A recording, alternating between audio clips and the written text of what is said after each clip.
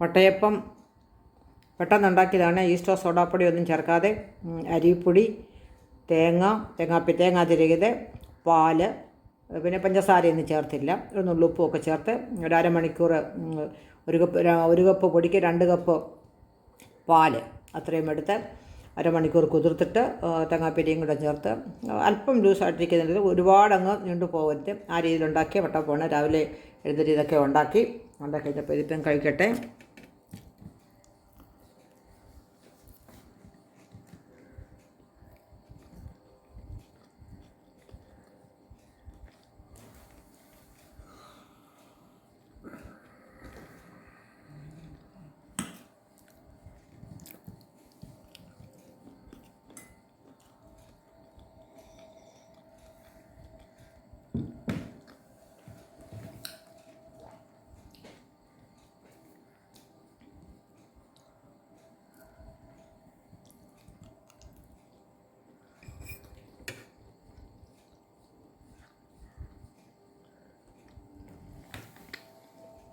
ബാക്കി 2 കഷ്ണം കൊണ്ട് കഴിക്കട്ടെ.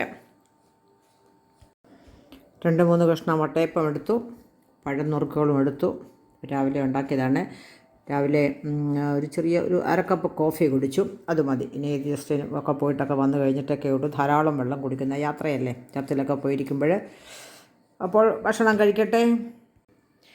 Hello, good morning. ഇന്ന് ഞായറാഴ്ച രാവിലെ സമയം 7 മണി കഴിഞ്ഞു. 7:30ക്കാണ് സർവീസ്. ഞാൻ ചർച്ചിലോട്ട് പോവുകയാണ്.